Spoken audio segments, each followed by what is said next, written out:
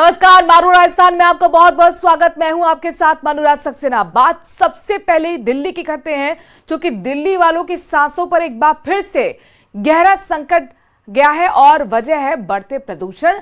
लिहाजा ग्राफ 4 को आज से लागू कर दिया गया है। दिल्ली में ग्राफ 4 लागू होने की वजह से दिल्ली के सभी स्कूल्स के लिए ऑनलाइन क्लास का आज से आदेश जारी किया गया है। सिर्फ 10वीं और 12वीं के लिए ही ऑफलाइन क्लासेस होंगी, यानी कि 10वीं और 12वीं क्लास के स्टूडेंट्स की क्लास अब जो जा सकेंगे, बाकियों के क्लास ऑफलाइन होंगे।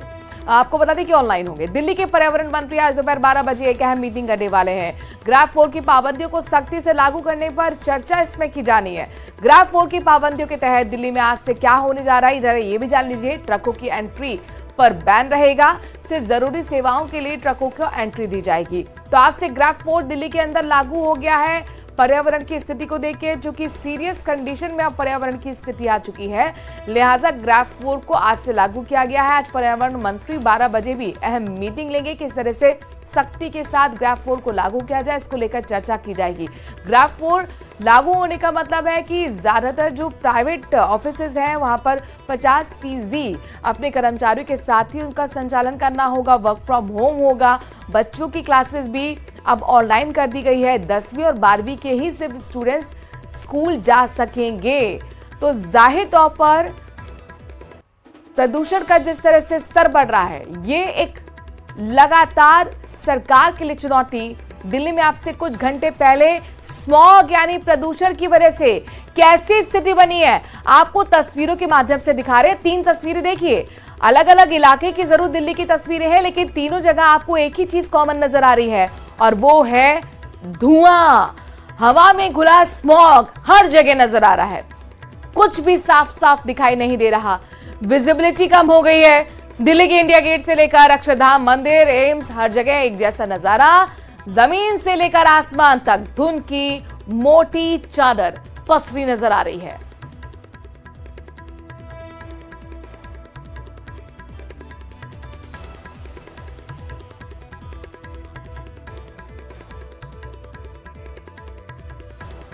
और प्रदूषण की वजह से एनसीआर का नजारा भी दिल्ली से अलग नहीं है। दिल्ली के आसपास के शहरों में भी गहरा धुंध छाया हुआ है। आपको तस्वीरें अलग अलग दिखाएंगे। दिल्ली एनसीआर की 3 तस्वीर आपको हम दिखाने वाले हैं। ये गाजियाबाद की तस्वीर पहली है, दिल्ली की दूसरी तस्वीर है और तीसरी तस्वीर नोएडा की है। ऐसा लग रहा है कि जैसे दिल्ली एनसीआर के ऊपर धुंध की एक मोटी सी चादर बिछा दी गई होगी। स्मॉग की वजह से लोगों को ड्राइविंग में भी दिक्कतें पेश आ रही हैं। विजिबिलिटी कम हो गई है, जिससे सड़कों पर साफ साफ कुछ भी दिखाई नहीं दे रहा है। लोगों को सांस लेने में जो दिक्कत हो रही है वो अलग।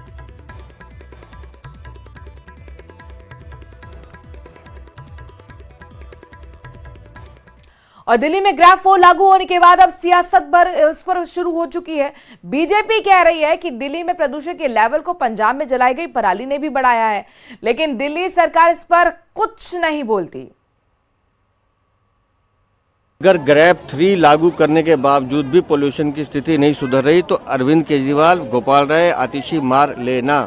तुम्हें ये समझना पड़ेगा कि प्रतिबंध लगाने से प्रदूषण नहीं हटेगा। प्रदूषण का मूल कारण है डस्ट, धूल, वो सड़कें, वो गड्ढे जो तुम भर नहीं पाए हो। 40 लाख व्हीकल रोज सड़कों पर आते हैं, उन गड्ढों की वजह से पोल्यूशन पैदा होता है। व्हीकल पोल्यूशन है, उसकी वजह से होता है। या वो पराली का धुआं है जो पंजाब से आके दिल्ली का गला घोट रहा है, दिल्ली को धुआं धुआं कर रहा है। उस पर एक शब्द नहीं बोलते। आप कितने भी अगर प्रतिबंध लगाने से पोल्यूशन कम होता तो आज कम होना चाहिए था। आज भी 475 से पार है। दिल्ली बद से बदतर होती जा रही है। तो ग्रैप 3 लगाकर आप ठीक है एक कुछ लोगों को सांत्वना दे सकते हो, लेकिन मैं फिर कह रहा हूँ दिल्ली में प्रदूषण अरविंद केजरीवाल के निकम्मेपन के कारण है जो दिल्ली की जनता भुगत रही है। हमेशा पंजाब पराली बोलते रहे। पंजाब की पराली आज आपको सॉल्व करनी थी। 7,000 से अधिक घटनाएं हो चुकी। कहां है बायो डिकम्पोजर? और अब पंजाब की पराली पर चुप है क्योंकि वहां फेल हो गए। तो यूपी हरियाणा को दोष, इजराइल लेबनान को दोष, किसी को भी दोष। अरे स्मॉग टावर का क्या हुआ वैसे? 23 करोड़ रुपए वाला कोई पता नहीं। यमुना जी की सफाई को क्या हुआ? कोई पता नहीं। जहरीला पानी हो गया, कोई पता नहीं। हवा जहरीली, पानी जहरीला, दोष किसी और का, दोष मेरा नहीं है। वहीं मणिपुर में हिंसा के हालात पर आज गृह मंत्री अमित शाह ने एक अहम बैठक करने का फैसला लिया है। इस बैठक में मणिपुर के आला अधिकारी और गृह मंत्रालय के पूर्वोत्तर मामलों के देखरेख कर रहे वरिष्ठ अधिकारी भी शामिल होंगे। इस बैठक का मुख्य उद्देश्य राज्य में शांति बहाली का खाका किस तरीके से तैयार हो, उससे जुड़े महत्वपूर्ण बिंदुओं पर जल्द ही फैसला लिया जाए। गृह मंत्री अमित शाह की अध्यक्षता में होने वाली इस बैठक में मणिपुर की शांति बहाली व्यवस्था से जुड़े केंद्र और प्रदेश सरकार से जुड़े आला अधिकारी भी शामिल होंगे। इससे पहले रविवार को भी गृह मंत्री अमित शाह ने अपने राजनीतिक कार्यक्रमों को रद्द करके मणिपुर की शांति व्यवस्था से जुड़ी अहम बैठक ली थी।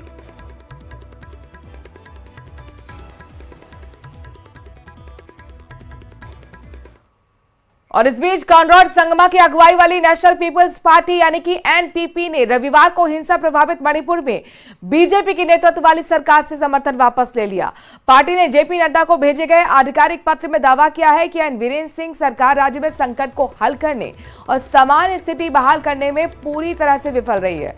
मणिपुर विधानसभा में कुल 60 सीटें हैं, इनमें एनपीपी के 7 विधायक हैं। हालांकि एनपीपी के इस कदम से राज्य में सत्ता के अंक गणित पर कुछ फर्क नहीं पड़ेगा, लेकिन बीजेपी के बड़े सहयोगी दल के इस कदम से इस बात की ओर इशारा है कि राज्य में शांति बहाली की प्रक्रिया में जो कदम अभी तक उठाए जा रहे हैं उससे फिलहाल बीजेपी के घटक दल संतुष्ट नहीं है।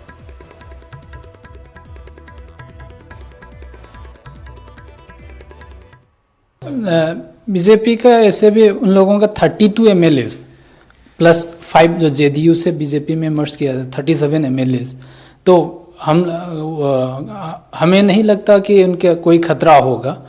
मगर हम ऐसे नेशनल पॉलिटिकल पार्टी एनपीपी को जो निर्णय लेना थे इस वक्त जिस सिचुएशन में, इसलिए लिया गया। मगर उनके पास समर्थन है उन लोगों का विधायक का या नहीं, वो उनका बीजेपी के अंदर की बात है।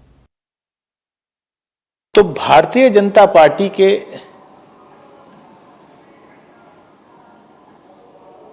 दिन जो हैं वो पूरे होने लगे हैं। अब ये उत्तर पूरब से जो है समर्थन वापसी की कवायद शुरू हो गई है। अभी तो मणिपुर की सरकार से समर्थन वापस हुआ है, एक उनके सहयोगी दल ने वापस किया है।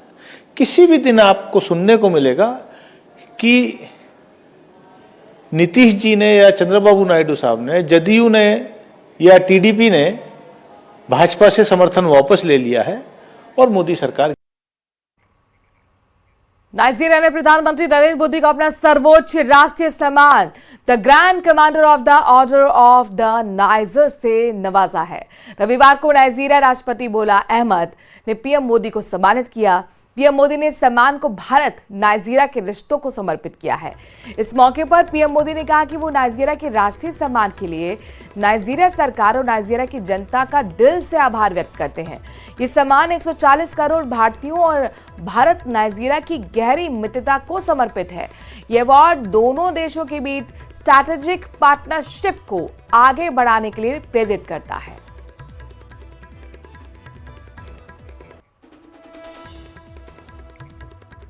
सीएम योगी के बटेंगे तो कटेंगे वाले बयान पर जहां विपक्ष हमलावर है, तो वहीं बीजेपी के नेता भी अपने स्टैंड क्लियर कर रहे हैं। पीएम मोदी के एक रहेंगे सेफ रहेंगे वाले नारे को केशव प्रसाद मौर्य ने पार्टी का आधिकारिक बयान बताया है। वहीं कंगना रनौत ने जहां योगी के नारे का समर्थन किया है, उधर डिंपल यादव ने बीजेपी की मंशा पर सवाल उठा दिए हैं। रिपोर्ट देखिए।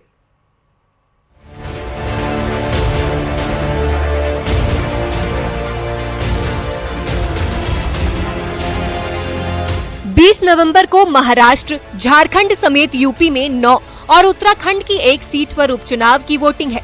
प्रचार के दौरान बीजेपी और विपक्ष में जमकर बयानबाजी हो रही है। महाराष्ट्र के कोल्हापुर में सीएम योगी ने कांग्रेस पर जमकर निशाना साधा। सीएम योगी ने कहा कि कांग्रेस शुरू से ही देश को धोखा देती रही है। अगर देश का विभाजन नहीं होता तो पाकिस्तान नहीं बनता। भारत का विभाजन नहीं होता तो पाकिस्तान नहीं बनता।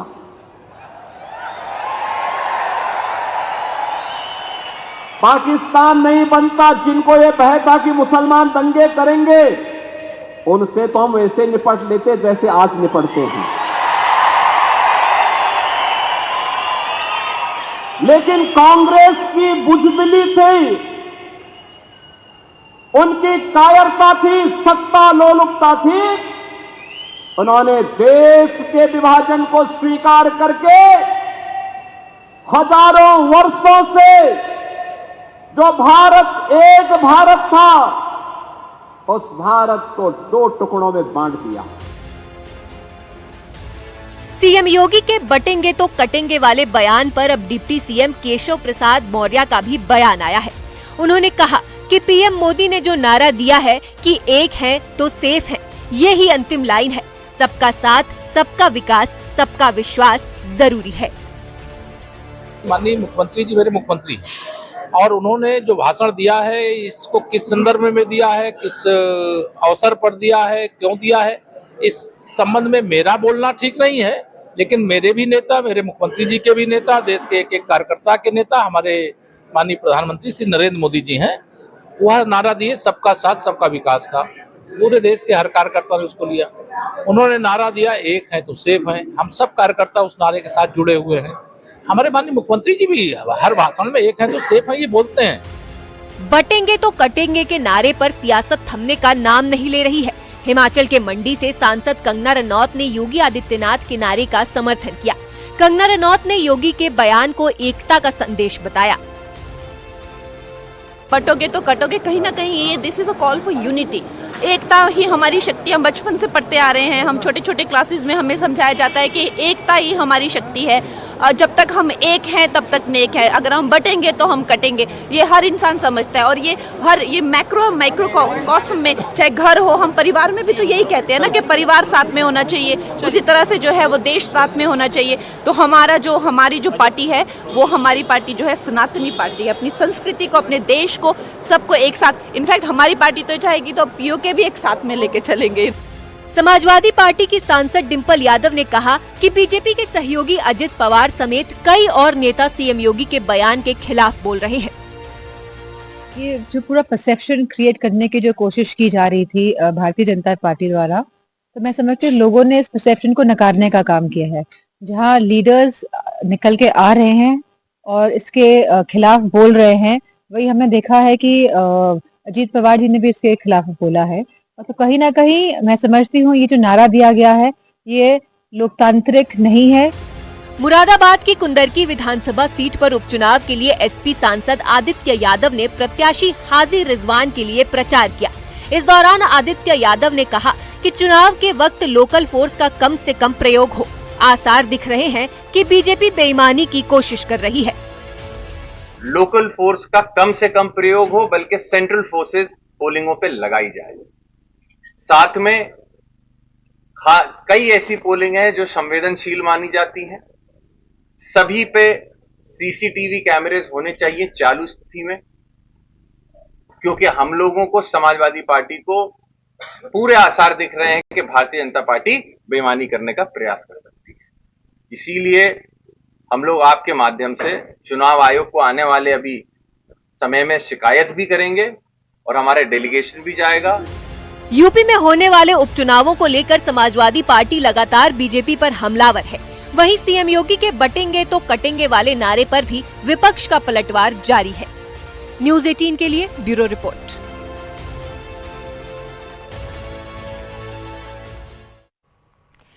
दिल्ली विधानसभा चुनाव से पहले आम आदमी पार्टी को कैलाश गहलोत के रूप में बड़ा झटका लगा। कैलाश गहलोत ने पार्टी को अलविदा कह दिया है। अब से कैलाश गहलोत के सारे विभाग मुख्यमंत्री आतिशी के पास रहेंगे।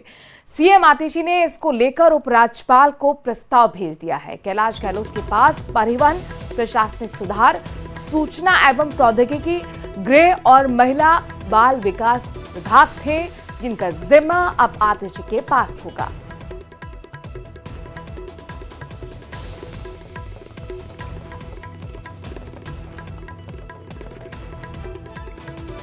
दिल्ली में दरअसल जल्द विधानसभा चुनाव होने हैं और इससे पहले आपको बड़ा झटका लग गया है। इस बीच नेताओं के पाला बदलने का सिलसिला भी शुरू हो गया है। रिपोर्ट देखिए।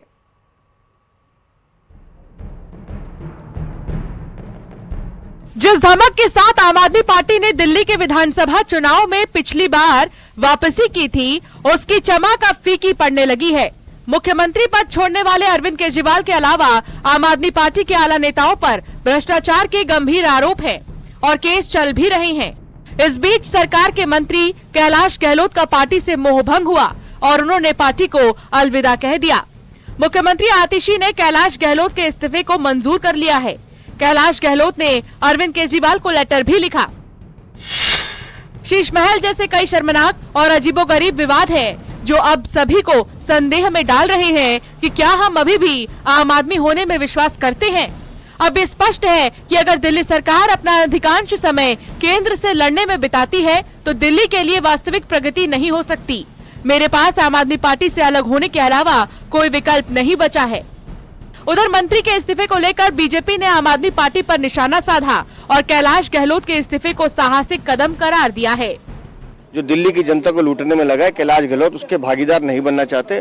उन्होंने बताया कि कैसे शीश महल के नाम पर अरविंद केजरीवाल ने दिल्ली को बद से बदतर करने का काम अरविंद केजरीवाल की सरकार ने किया और कैलाश गहलोत ने बड़ा साहसिक कदम उठाया, उसकी मैं सराहना करता हूँ। मुझे बहुत आश्चर्य नहीं है, इसका मतलब कि कहीं न कहीं कैलाश गहलोत अरविंद केजरीवाल के उस पाप नगरी में अपने को अब नहीं रखना चाहते हैं। आम आदमी पार्टी ने बीजेपी पर कैलाश गहलोत को प्रताड़ित करने का आरोप लगाया। संजय सिंह ने भी पार्टी का बचाव किया। देखिए, चुनाव चल रहे हैं और भाजपा के गंदे षड्यंत्र शुरू हो चुके हैं। ईडी और सीबीआई उनके एलाइज एक्टिव हो चुके हैं। कैलाश गहलोत जी के भी ऊपर काफी ईडी और इनकम टैक्स के मामले चल रहे थे, उनके परिवार के ऊपर भी चल रहे थे, तो उन्होंने जेल की स्ट्रगल से बेहतर भाजपा ज्वाइन करना बेहतर समझा। उनके घर पे इनकम टैक्स के छापे कई दिनों तक मारे गए। 112 करोड़ रुपए के भ्रष्टाचार का आरोप इसी भारतीय जनता पार्टी ने लगाया कैलाश गहलोत जी के ऊपर। तो एक दबाव उनके ऊपर बनाया गया और जिसके कारण से ये फैसला कैलाश गहलोत ने लिया है, ये भारतीय जनता पार्टी के षड्यंत्र और साजिश का हिस्सा है। आम आदमी पार्टी ने झटके से उबरने की कोशिश भी की और बीजेपी के पूर्व विधायक अनिल झा को पार्टी में शामिल कराया। अरविंद केजरीवाल ने अनिल झा को पार्टी की सदस्यता दिलाई। जो माननीय अरविंद केजरीवाल जी ने बताया है कि पूर्वांचल के लोगों कहाँ रहते हैं, अनऑथराइज्ड कॉलोनी में ज्यादा रहते हैं, उनके लिए एजुकेशन है, हेल्थ है, उनकी लीडरशिप को उभारने का काम किसने किया? माननीय अरविंद केजरीवाल जी ने। पुराना नाता है, आदमी एकदम भी जब विचार करता है कहता है शायद आज सुधार हो जाए, आज सुधार हो जाए, आज सुधार हो जाए। कोई लालच थोड़ी ना है। मैं तो विधायक तो पहले भी बन गया था, छात्र संघ का अध्यक्ष रहा, प्रदेश भाजपा का उपाध्यक्ष रहा कोहली जी के साथ। कोई लालच नहीं था, लेकिन मुझे लगता था कि अब पूर्वांचल के लोगों का चूरा, दही, चिन्नी, अचार, फुसपा, ठकुआ उन्हें पसंद नहीं है, उन्हें चाउमीन बर्गर चाहिए। दिल्ली के विधानसभा चुनाव के दंगल में भले ही वक्त हो, लेकिन चुनाव को लेकर सियासत शुरू हो चुकी है। आने वाले दिनों में नेताओं के बयान और भी तेज होंगे, साथ ही पाला बदलने की तस्वीरें भी देखने को मिलेंगी। Bureau report, news 18।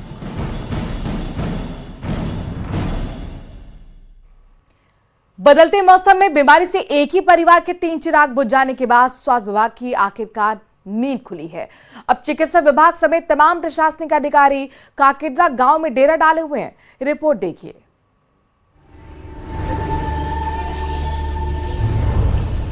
तीन बच्चों की मौत के बाद जागा प्रशासन। राज्य सरकार का जिम्मेदारों पर एक्शन।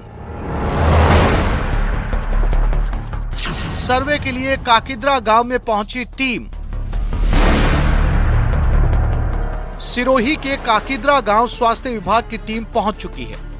गांव का 2 बार सर्वे हो चुका है, तीसरी बार किया जा रहा है, लेकिन ये सब तब हो रहा है जब गरीब परिवार के 3 बच्चों की मौत हो चुकी है और जिम्मेदार चिकित्सा महकमा और अधिकारी सहित तमाम प्रशासनिक अमला पूरे मामले पर अनभिज्ञ होकर बैठा है, जिसका खामियाजा गांव में रहने वाले भानाराम के परिवार को अपने 3 बच्चों की मौत के साथ चुकाना पड़ा। लचर व्यवस्था से नाराज पूर्व विधायक संयम लोढ़ा ने सरकारी अस्पताल की व्यवस्था को लेकर जयपुर स्वास्थ्य विभाग में आपत्ति जताई। न्यूज़ 18 राजस्थान ने प्रमुखता से इस मुद्दे को उठाया। इसके बाद मामले की गंभीरता को समझते हुए राज्य सरकार ने एक्शन लिया। पीएमओ और आंगनबाड़ी कार्यकर्ताओं को कारण बताओ नोटिस जारी किया। साथ ही मेडिकल स्टेट की टीम गांव में पहुंची। वहीं इस मामले को लेकर अब जो है राज्य सरकार ने एक टीम गठित करके जो है मौके पर भेजी है। आपको बता दें कि सिरोही महकमा जो है चिकित्सा महकमा जो है 340 से ज़्यादा लोगों के ब्लड सैंपल लिए गए हैं। हालांकि उनकी रिपोर्ट अभी तक नेगेटिव आई है और जो है किसी प्रकार की कोई संदिग्ध बीमारी भी सामने नहीं आई है। देखने वाली बात यह है कि मच्छर के काटने व गंदगी से जो है मलेरिया होना पाया गया था। अब इसको लेकर जो है प्रशासन और गाँव के लोगों से लगातार अपील की जा रही है कि अपने आसपास में सफाई व्यवस्था को सुचारू करें व किसी प्रकार की गंदगी में न रहें। वहीं 3 बच्चों की मौत पर सीएमएचओ डॉक्टर राजेश कुमार का कहना है कि मलेरिया गंदगी में रहने से मच्छर के काटने से हुआ। अगर समय रहते पीड़ित डॉक्टर के पास चला जाता तो उनका इलाज हो जाता, लेकिन अशिक्षा और लापरवाही के चलते बच्चों को अपनी जान गंवानी पड़ी। टीमों को नोटिस जारी किया है और ग्राउंड लेवल पे जो एएनएम है उसको भी जारी किया है। तो निश्चित रूप से जो इस टाइप की घटनाएं नहीं होनी चाहिए, उनकी रिस्पॉन्सिबिलिटी है वो लगातार फील्ड में मुस्तैद रहें, क्योंकि मौसमी बीमारियों का सीजन है और माननीय मंत्री महोदय के साथ निर्देश है। सवाल ये उठता है कि एक के बाद एक मौत होती रही, फिर भी पूरे मामले की जांच पड़ताल क्यों नहीं हुई? और अगर समय रहते मौसमी बीमारी से बचने की जागरूकता अभियान चलाया जाता तो इतना बड़ा हादसा नहीं होता। न्यूज़ 18 राजस्थान के लिए सिरोही से प्रतीक सोलंकी की रिपोर्ट।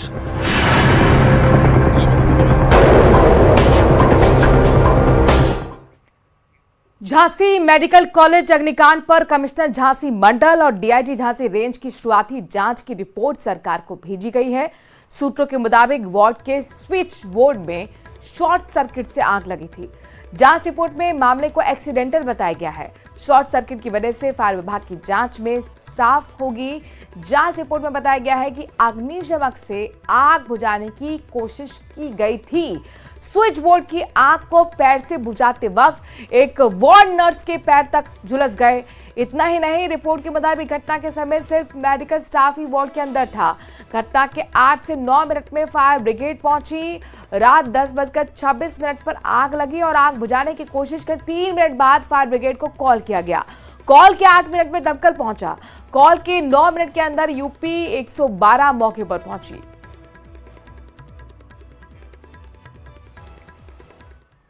भगवान राम की नगरी में श्री राम के विवाह के भव्य आयोजन की तैयारी चल रही है। मां जानकी के द्वार से रामलला की जन्मस्थली पर तिलक लगाया गया है। 26 नवंबर को भगवान रामलला की बारात गाजे बाजे के साथ मां जानकी के नगर के लिए प्रस्थान करेगी। 3 दिसंबर को राम बारात जनकपुर पहुंचेगी और 4 दिनों में मांगलिक कार्यक्रम के बाद 9 दिसंबर को अयोध्या के लिए प्रस्थान करेगी। इतना ही नहीं, भगवान राम मां जानकी के विवाहोपरांत 10 दिसंबर को अयोध्या आएंगे तो साकेत महाविद्यालय से अयोध्या नगर में चारों भाई और मां जानकी के साथ शोभा यात्रा निकाली जाएगी, जिसका समापन कार सेवकपुरम में होगा। 1 मिनट के लिए आ जाइए, सभी लोग रहेंगे साथ में। टहल लीजिए सर, बस एक मैं आ रहा हूं, फिर उधर से आता हूं। वहीं चमोली में भगवान बद्री विशाल के कपाट शीतकाल के लिए बंद कर दिए गए हैं। अब 6 महीने श्रद्धालु के लिए बद्रीनाथ धाम बंद कर दिया गया है।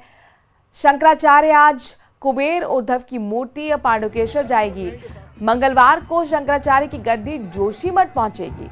रविवार को रात ठीक 9:07 पर शीतकाल के लिए बद्रीनाथ मंदिर के कपाट बंद कर दिए गए हैं। गंगोत्री, यमुनोत्री और केदारनाथ धाम के कपाट पहले ही बंद हो चुके हैं। अब बद्रीनाथ धाम के कपाट बंद होने के साथ ही इस साल के लिए 4 धाम यात्रा भी संपन्न हो गई है। कपाट बंद होने के मौके पर धाम में लगभग 10,000 श्रद्धालुओं ने बद्रीनाथ के दर्शन किए। बद्रीनाथ मंदिर को 15 कुंटल फूलों से सजाया गया है।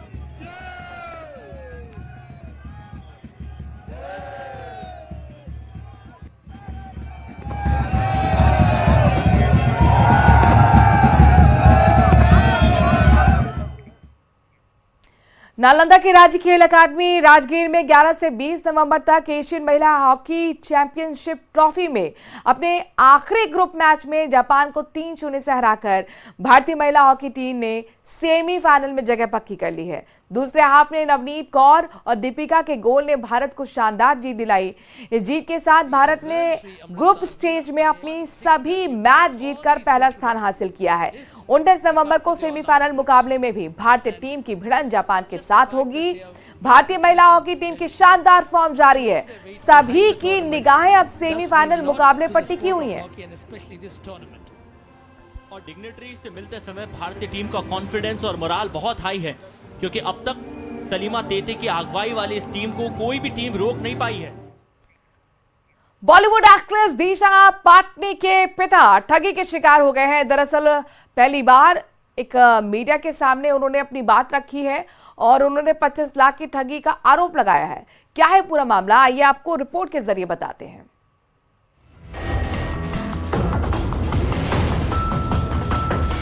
बॉलीवुड एक्ट्रेस के पिता से ठगी, 25 लाख रुपए ठग लिए। एक्ट्रेस दिशा पाटनी के पिता पुलिस में अहम पदों पर रह चुके हैं, लेकिन वो भी ठगी के शिकार हो गए। ठगों ने उन्हें लालच दिया और वो उनके जाल में फंसने से नहीं बच पाए।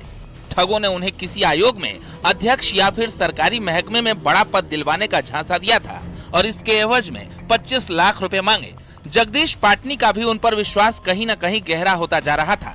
वो भी उनकी बातों में आ गए। ठगों ने उनसे 5 लाख नगद और 20 लाख रुपए ट्रांसफर करवाए। कैसे इस ट्रैप में फंसा? एक ट्रैप होता है, क्योंकि आज के जमाने में ऐसा नहीं कि मैं पुलिस वाला हूं तो किसी में फंस नहीं सकता हूं या मेरे पास अलग से कोई एक्स्ट्रा पावर है। आजकल तो तरह तरह के ट्रैप हो रहे हैं। तो ऐसे ही प्रलोभन है।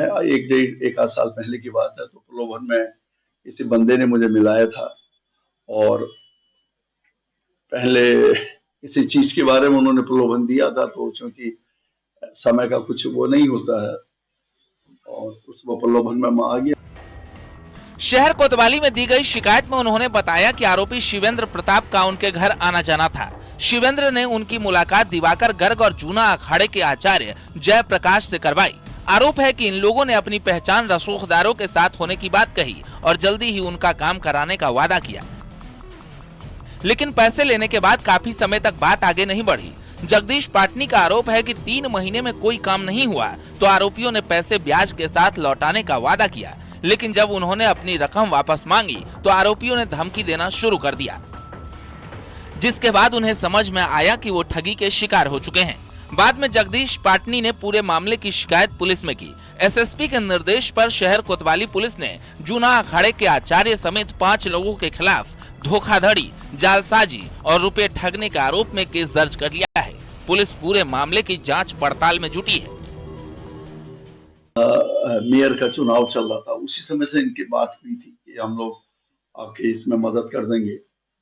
और बाद में ये जब सब कंप्लीट भी हो गया तो उसके बाद फिर जब सारी चीजें हो गई तो इन्होंने कहा था हम वापस कर देंगे, ये कर देंगे। फिर बाद में कोई बोले चलिए अब ये नहीं सही तो हम आपको कुछ और आगे देख लेंगे, कोई आपको सरकारी पद दिला देंगे। बस ये प्रलोभन था, पैसा नहीं देना था उनको, कुछ न कुछ देना था। और चूंकि मैं भी इंतजार करता रहा चलिए किस बहाने मुझे पैसे मिले, तो पैसे मिलने में काफी विलम्ब हो गया। दैट्स व्हाई ये फाइल। मामले में जो तहरीर प्राप्त हुई है उसमें टोटल 5 नाम आए हैं अभी तक। उन 5 पे ही आगे की विधिक कार्रवाई की जाएगी। जैसे भी साक्ष्य मिलेंगे उनके आधार पर कार्रवाई की जाएगी। सर क्या इन लोगों का अकाउंट वगैरह भी देखा जाएगा, जो भी पैसे वगैरह ट्रांसफर हुए? जैसे जैसे विवेचना होगी, अभी मुकदमा लिखा गया है, इसमें सारी ही विधिक कार्रवाई की जाएगी। अकाउंट्स भी देखे जाएंगे, कौन व्यक्ति हैं, उनके एंटीसीडेंट्स क्या हैं, सारी चीजें देखेंगे। जगदीश पाटनी बरेली में अपने परिवार के साथ रहते हैं। वो यूपी पुलिस से सीओ पद से रिटायर हुए हैं। इन दिनों ठगी के मामले काफी बढ़ गए हैं। जगदीश पाटनी भी खुद के साथ हुई ठगी से बेहद परेशान हैं। वो बस यही चाहते हैं कि उनकी दी गई रकम वापस आ जाए। Bureau report, news 18।